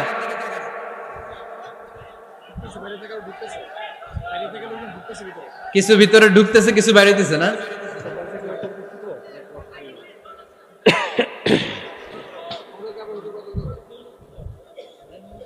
সাইয়েদনা ওমর ফারুক, আমরা সাহাবীদের জীবন চরিত পড়তে চাই না, কত যে অনুপ্রেরণামূলক দৃষ্টান্ত সাইয়েদনা ওমর ফারুক আমাদের জন্য রেখে গিয়েছেন। ওমর ফারুক যখন খলিফা, দিনের বেলায় যদি রাষ্ট্রে কোনো নিয়ম জারি করতেন, দিনের বেলায় জনগণকে কোনো বিষয়ে যদি নিষেধ করতেন, রাত্রে বেলায় খাওয়ার সময় ফ্যামিলি মেম্বারদের সবাইকে বলতেন, এই দিনের বেলা আমি জনগণকে এই কাজ করতে নিষেধ করেছি, তোমরা আমার ফ্যামিলি মেম্বার, খবরদার তোমরা এই কাজ করো না। জনগণ করলে যতটুকু শাস্তি, তোরা করলে পাবি ডবল শাস্তি। সুবহানাল্লাহ কইবেন না? আমাদের নেতারা ওই বাড়ির বিচার করে, ওই বাড়ির মাইয়ার বিচার, ওই বাড়ির পোলার বিচার, নিজের পোলা গাঞ্জা টানে, আছে না নাই? নিজের মেয়ে অপরাধ করে, আছে না নাই? কি নেতা ছিলেন ওমর ফারুক! আগে নিজের ঘর সামলিয়েছেন, আগে নিজেকে সামলিয়েছেন, নিজের ঘর ঠিক করেছেন, বলেছেন জনগণ করলে যত বেদ, তোরা করলে double Veda. This is call leader, ঠিক কিনা? এক বাবা এসে বললেন, ওমর ফারুক আমার ছেলে কথা শোনে না, বেয়াদব। ওমর ফারুক ছেলেরে ডাকলেন, বাবা তুমি তোমার আব্বাজানের কথা শোনো না, এটা তো কবিরা গুনাহ। ছেলে বলে, ওমর ফারুক সব দায় দায়িত্ব আল্লাহ ছেলে মেয়েদেরকে দিয়েছে, বাবা মাকে কোনো দায়িত্ব দেয় নাই। ওমর ফারুক বললেন, অবশ্যই দায়িত্ব দিয়েছে। তাহলে বলেন আমার বাবার দায়িত্ব কি? উনি বললেন, প্রাইমারিলি প্রথমত 3 দায়িত্ব। আইয়ান তাকিয়া উম্মা, পৃথিবীর প্রতিটি বাবার উচিত ছেলেদের মেয়েদের জন্য ভালো মায়ের ব্যবস্থা করা। 2 নম্বরে আইয়ুহসিনা ইসমা, সুন্দর তার একটা নাম রেখে দেয়া। 3 নাম্বার ইউআল্লিমাহুল কিতাব, তার আল্লাহর কিতাব শিক্ষা দেওয়া। এবার ছেলেকে আমার আব্বা 3টার একটাও করে নাই। এবার ওমর ফারুক রেগে গেলেন, বাবার কাঁধে ধরলেন, বললেন তুই ছেলের জন্য বিচার নিয়ে আসলি, তোর 3টা দায়িত্বের একটাও তুই পালন করিস নাই। ছেলে বলে, আমিরুল মুমিনিন, আমার মা নর্তকী, আমার মা মাজুসি, আমার মায়ের মধ্যে কোনো আদব কাদব নাই, সুন্দরী দেখে আমার মারে বাবা বিয়ে করছে, আমার মায়ের কাছ থেকে জীবনে কিছু শিখি নাই। 2 নাম্বার সাম্মানি খানফাসা, আমার বাবা আমার নাম রেখেছে চামচিকা। কি নাম রাখছে? এটা নাম হইলো একটা, এরকম উল্টাপাল্টা নাম আছে না নাই? না, এগুলো রাখবেন না। আব্দুল্লাহ রাখবেন, আব্দুর রহমান রাখবেন, আর একটা কি বলছি আজকে? হুযাইফা রেখে দিয়েন, পারবেন? ওয়ালাম ইউআল্লিমনি হারফাম মিন কিতাবিল্লাহ, আমিরুল মুমিনিন। শুধু তাই না, আল্লাহর কোরআনের একটা অক্ষর আমার বাবা কোনোদিন আমারে শিক্ষা দেয় নাই। ওমর ফারুক রেগে গেলেন, এবার বাবের কান্দে দইরা মারতে শুরু করলেন। তুই পোলার নামে বিচার নিয়ে আইছিস, তোরে মার দিমু আগে। এরকম নেতার দরকার আছে না নাই? মদিনায় এক লোক তার বউরে রাগের চোটে 100 তালাক দিয়ে ফেলছে। কয় তালাক দেয়ার নিয়ম? কয়টা দিছে? কয়টা? এবার স্ত্রী কাঁদতে কাঁদতে এসে বলে, আমিরুল মুমিনিন দেখেন, আমার স্বামী আমারে রেগে মেগে 100 তালাক দিচ্ছে। ওমর ফারুক বললেন, দইরা নিয়ে এটারে। নিয়ে আসা হলো। ওমর ফারুক বললেন, কয়টা তালাক দিয়েছ? কয় 100টা। কেন দিছ? কয় মাথা গরম আছিল। এরকম আছে না? তালাক দেওয়ার সময় সব তালাক, তুই তালাক, তোর মা তালাক, তোর বোন তালাক, সব তালাক। তালাক দিবে ওয়াইফ রে, দিতেছে সবাই রে। ওমর ফারুক বললেন, দিবে 3টা, 100টা দিলা কেন? কয় মেজাজ গরম ছিল। কয় দাঁড়া, আত-তালাকু মিন শাআইরিল্লাহ, তালাক হচ্ছে আল্লাহর দেয়া বিধানের একটা নিদর্শন, এটা নিয়ে তুই খামখেয়ালি করলি। আমার রায় শোন, আমার রায় হচ্ছে 3 তালাকে তোর বউ তালাক, বাকি 97 তালাক তোর পিঠের উপরে পড়বে। এরকম বিচারের দরকার আছে না নাই? এরকম দৃষ্টান্তমূলক বিচার যদি বাংলার জমিনে দেয়া হতো, আর কোন নারী ধর্ষিতা হতো? আর কোন নারীকে অ্যাসিড মারা হতো? আর কোন নারী যৌতুকের জন্য কান্না করতো? একটা আমল লাগবে, বেশি না। মক্কা, মদিনা, এই 7 জায়গায় 7 জন গভর্নর পাঠিয়েছেন, তাদের থেকে তথ্য নিতেন। এই গভর্নর সিস্টেম উনি বানিয়েছেন। সাইয়েদনা আমর ইবনে আল আস রাদিয়াল্লাহু তাআলা আনহুকে পাঠিয়েছেন মিশরে। মিশরে একটা দৌড় প্রতিযোগিতা হতো। মিশরি বলে, আমার মাল্লা কেন? তুমি খেলায় পারো না, আমার মাল্লা কেন? কয় আনা ইবনুল আকরামিন, আমি গভর্নরের পোলা, আমি যা বলবো এটাই হবে, আমার উপরে কথা নাই। মিশরি ওইখানে আর ঝগড়া বাঁধায় নাই, মনে দুঃখ নিয়ে মদিনায় চলে আসলেন। এসে বললেন, আমিরুল মুমিনিন, আপনি আমর ইবনুল আস রাদিয়াল্লাহু তাআলা আনহুকে মিশরের গভর্নর বানিয়ে পাঠিয়েছেন। একটা প্রতিযোগিতায় আমি চ্যাম্পিয়ন হয়েছি, ওনার ছেলে হয়েছে রানার আপ। কেন সে চ্যাম্পিয়ন হতে পারে নাই? এই কারণে আমার মাথায় লাঠি দিয়ে 3টা বাড়ি মেরেছে। বিচারটা দিছে কার দরবারে? কথা বুঝেন নাই বোধহয়? ওমরে ফারুকের দরবার। ওমরে ফারুক বললেন, যাই, আগামী বছরের অমুক তারিখ আমি সব গভর্নরদেরকে ডেকে হিসাব নিতে, ওই দিন তুই থাকবি, পারবি না? মিশনে বলে, পারবো মানে অবশ্যই পারবো। ওই দিন 7 রাজ্য থেকে 7 গভর্নর হাজির, গভর্নরদের ছেলেরাও হাজির, মিশরীয় হাজির। 7 গভর্নরের কাছ থেকে 7 এলাকার খোঁজ খবর নেয়ার পরে ওমরে ফারুক বললেন, আইনাল মিসরি, মিশরি লোকটা কই, এদিকে আয়। মিশরি সামনে আসার পরে বলল, আমর ইবনুল আস, তুমি মিশরের গভর্নর, তোমার ছেলে সহ তুমি আসো। আমর ইবনুল আস এসে সামনে বসে রইলেন। এবার বললেন, ও আমর ইবনুল আসের ছেলে, তুমি নাকি ইবনুল আকরামিন গভর্নরের ছেলে, তুমি যা বলবা মিশরে নাকি তাই হবে, তোমার নাকি অনেক দাপট। নিজে একটা লাঠি এনে মিশরীর হাতে দিয়ে বলল, এবার তোর মাথায় যতটা মারছে তুই ততটা গুনে গুনে মার, আমি দেখবো। আমর ইবনুল আস দেখবে, আমর ইবনুল আসের ছেলেরে তুই এখানে মার। সে বলতেছে, থাক, আপনি বলছেন এতেই যথেষ্ট, মারা লাগবে না, আমি মাফ করে দিলাম। ওমরে ফারুক বলল, খবরদার, মার, মার ওর মাথার মধ্যে। মিশরি ওমরে ফারুকের ধমক শুনে ভয়ে ভয়ে 3টা বাড়ি মারল। এই বাড়ি মারা দেখেও ওমরে ফারুকের হৃদয় ঠান্ডা হয় নাই। লজ্জায় আমর ইবনুল আস, বয়স হয়ে গিয়েছে সাহাবা, মাথা তখন টাক, মাথায় চুল নাই, লজ্জায় মাথাটা হেট হয়ে মাথাটা নিচু করে রেখেছে। এবার রাগের চোটে ওমরে ফারুক বললেন, এবার আমর ইবনুল আসের টাক মাথার মধ্যে একটা মার, মার। কেন ছেলেকে শিক্ষা দিতে পারে নাই? ইয়া আমর ইবনুল আস, মাতা জাআলতুমুন নাস আবিদা, জনগণ তাদেরকে দেখভাল করার জন্য তোমাদেরকে পাঠানো হয়েছে, তাদের উপর কোনো অত্যাচার করার জন্য নয়। চিল্লায় বলেন ঠিক কি না? এরকম নেতা কয়টা লাগবে? কয়টা? ওই নেতার নাম কি? ওমর। হ্যাঁ, হুয়া ইয়াতি ওমর। 22 জায়গায় বিশ্বনবী কয় একটা, ওমরে ফারুক বলে আর একটা। আল্লাহ বলে, বিশ্বনবী আপনার পক্ষে আমি আয়াত নাজিল করতে পারলাম না, আমি ওমরের পক্ষে নাজিল করে দিলাম। বিশ্বনবী বলতেন, ইন্নালি কুল্লি উম্মাতিন মুহাদ্দাস, সব উম্মতের মধ্যে, সব নবীর উম্মতের মধ্য থেকে একজন করে আল্লাহ তাকে মুহাদ্দিস বানাতো। মুহাদ্দিস না, মুহাদ্দাস। মুহাদ্দাস মানে এমন লোক যিনি যা ভাবতো ওই ভাবনাটাই আল্লাহ আয়াত হিসেবে নাজিল করে দিতেন। বিশ্বনবী বললেন, আমার উম্মতের মধ্যে মুহাদ্দাস হচ্ছে সাইয়েদনা ওমর। মদিনার সবচেয়ে বড় মুনাফিকের নাম আব্দুল্লাহ ইবনে উবাই ইবনে সালুল, সব মুনাফিকদের সরদার। কিন্তু এই মুনাফিকের ছেলেটা হলো পাক্কা ইমানদার। এই ছেলের নাম হলো আব্দুল্লাহ। আওয়াজ করে বলেন, ছেলের নাম কি? আব্দুল্লাহ ইবনে উবাই ইবনে সালুল, মুনাফিক সরদার যখন ইন্তেকাল করলো, সাইয়েদনা আব্দুল্লাহ রাদিয়াল্লাহু তাআলা আনহু বিশ্বনবীর কাছে এসে চোখের পানি ছেড়ে ডেকে বলে, নবী আপনিও জানেন, আমিও জানি, মদিনার সবাই জানে আমার আব্বা মুনাফিকদের সরদার, কিন্তু আমার মন তো মানে না, আমার তো পিতা, আমার তো বাবা লাগে, আমার তো মন মানে না। আপনিও জানেন মুনাফিক, আমিও জানি মুনাফিক। নবী আপনার দরবারে কিছু আমি চাই না, আপনার গায়ের একটা জামা দেন, আপনার জামাটা পরিয়ে আমার বাবারে দাফন দিব।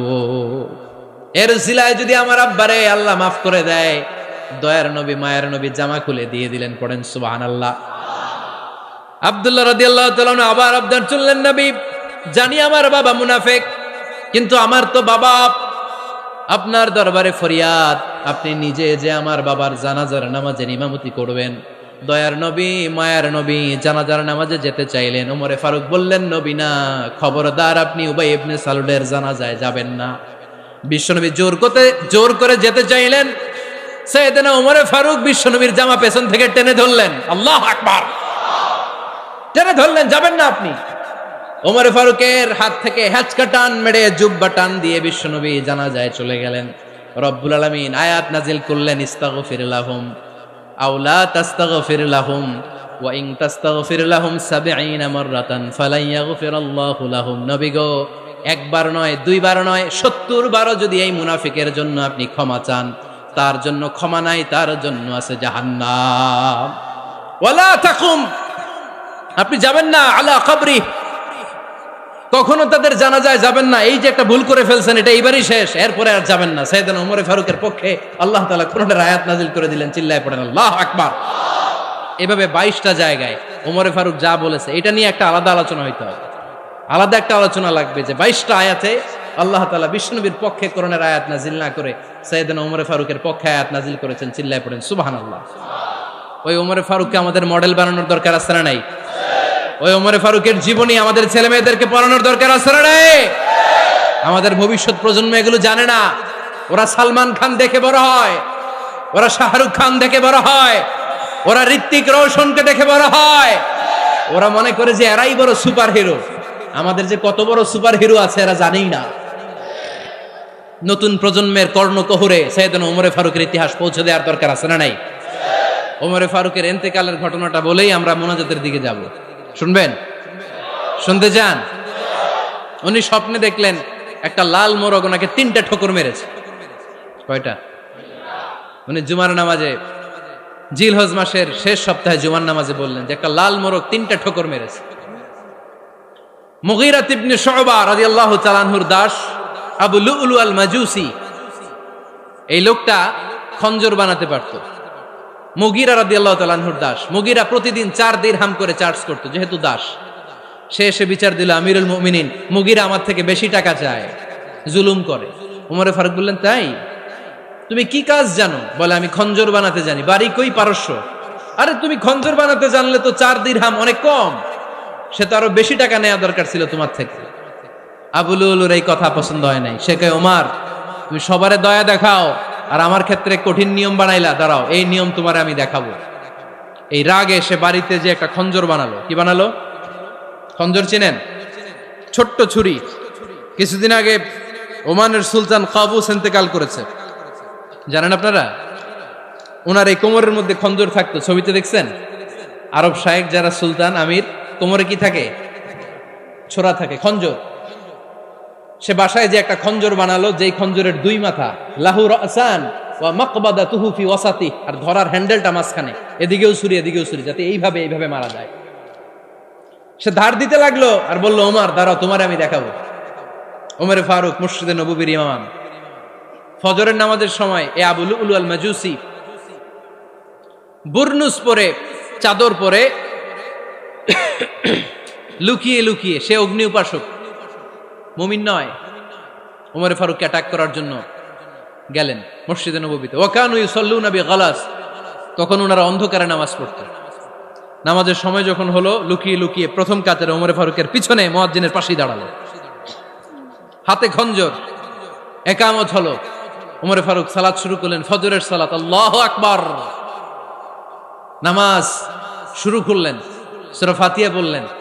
আরেকটা সূরা যখন পড়তে যাবেন, in the mean time Abu লুলু এই খঞ্জর নিয়ে ওমর ফারুকের বুকের মধ্যে 3টা স্টেবিং করলেন। একটা মারলেন নাভির নিচে, মারার সাথে সাথে পাকস্থলী কেটে গেল। আরেকটা মারলেন পাজরে, পাজর ছিঁড়ে গেল। 3টা মারার পরে ওমর ফারুক বললেন, কাতালানি আল কাল, এক কুকুর আমাকে মেরে ফেলেছে। পেছন থেকে এক সাহাবীকে টান মেরে সামনের দিকে নিয়ে গেলেন, তুমি নামাজের ইমামতি করাও। আর ওমর ফারুককে বাকিরা ধরাধরি করে পেছনে নিতে আরম্ভ করলেন। আর এই আত্মাই আক্রমণ যে করেছে, সে কাতারের মাঝখান দিয়ে যেতে আরম্ভ করলো আর 2 দিকে ছুরি মারতে আরম্ভ করলো। 13 জন সাহাবীর গায়ে ছুরি মেরেছে, 7 জন সাহাবা স্পট ডেথ, জায়গায় মৃত্যু। এই ভয়ঙ্কর অবস্থা দেখে এক সাহাবী বুরনুস, এক ধরনের জুব্বা আছে মাথাওয়ালা, অনেকে জ্যাকেট পরছেন না এরকম মাথাওয়ালা, লম্বা জুব্বা আছে, আরবরা শীতে পড়ে মাথাওয়ালা। এই মাথাওয়ালা জুব্বা বের করে এক সাহাবী জালের মতো তার দিকে উড়ায় মারল। ওই বুরনুসের মধ্যে পেঁচিয়ে আবু লুলু মাটিতে পড়ে গেল আর সুইসাইড করে ফেলল, নিজের বুকে নিজে মেরে আত্মহত্যা। যেই সাহাবীকে ইমামতির জন্য দাঁড় করালেন, উনি ছোট্ট সূরা দিয়ে প্রথম রাকাতে সূরা আল কাউসার, দ্বিতীয় রাকাতে সূরাতুল ইখলাস দিয়ে নামাজ শেষ। ওমর ফারুক বেহুশ।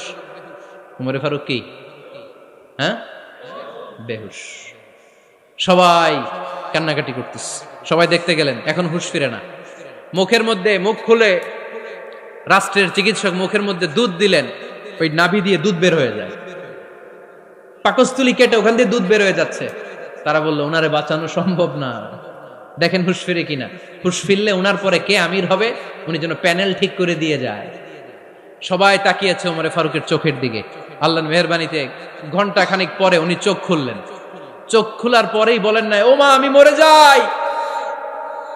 চোখ খোলার পরে উনি বলেন নাই কে মারলো আমারে। চোখ খোলার পরে উনি বলেন নাই আমার পরে নেতা কে হবে। চোখ খোলার পরে সর্বপ্রথম কথাটি ছিল আসল্লান নাস, আমার নেতৃত্বে যে ফজরের নামাজটা শুরু হয়েছিল এটাকে ঠিকমতো তোরা পড়েছিলি? আমার নেতৃত্বে যে ফজরের জামাত শুরু হয়েছিল সেটা ঠিকঠাক মতো সমাপ্ত হয়েছিল কিনা আগে বল। আসল্লান নাস, নামাজটা হয়েছে কিনা বল। সুবহানাল্লাহ বলতে পারলেন না? This is Omar, hour super hero. নেতা অনেকগুলো লাগে না, এরকম নেতা একটাই যথেষ্ট যে গোটা বিশ্বকে কাঁপায় দিতে পারে। চিল্লায় বলো ঠিক কিনা? আমরা চাই আমাদের ছেলেগুলো উমরে ফারুকের মতো বড় হোক। আমরা চাই আমাদের ছেলে মেয়েগুলো খাব্বাব, খুবাইব, সাইয়েদনা আলী, উসমান, আবু বকর রাদিয়াল্লাহু তাআলা আনহুর অনুসরণে বড় হোক। ঠিক কিনা? আমরা একটা ওমর চাই যিনি আমাদেরকে সালাতের শিক্ষা দিয়ে গিয়েছেন, ইন্তেকালের আগে বলেছেন সাল্লান নাস। এজন্য আমরা যেন নামাজ কখনো নষ্ট না করি। আল্লাহর জমিনে দিন বাস্তবায়ন আসাদ্দুহুম ফি আমরিল্লাহি ওমর রাদিয়াল্লাহু তাআলা আনহুর মতো এত কঠোর কেউ ছিলেন না। তাই দিন বাস্তবায়নে আমরা যেন কাউরে ছাড় না দেই। সবার আগে আল্লাহর দিন, সবার আগে আল্লাহর কোরআন, সবার আগে আমার ইসলাম। ঠিক কিনা? চাইলেই কেউ এদেশ থেকে ইসলামরে মিটাই দিতে পারবে না। যে দেশে আল্লাহু আকবার ধ্বনির সাথে সাথে সূর্য উঠে যায়, আল্লাহু আকবার ধ্বনির সাথে সাথে সূর্য ডুবে যায়, সে দেশে আর কিছু থাকবে না থাক আমার ইসলাম থাকবেই, আর কিছু থাকবে না থাক আমার কোরআন থাকবেই। সে ইসলামের সাথে থাকতে রাজি আছেন তো? কোরআনের সাথে থাকতে রাজি আছেন তো?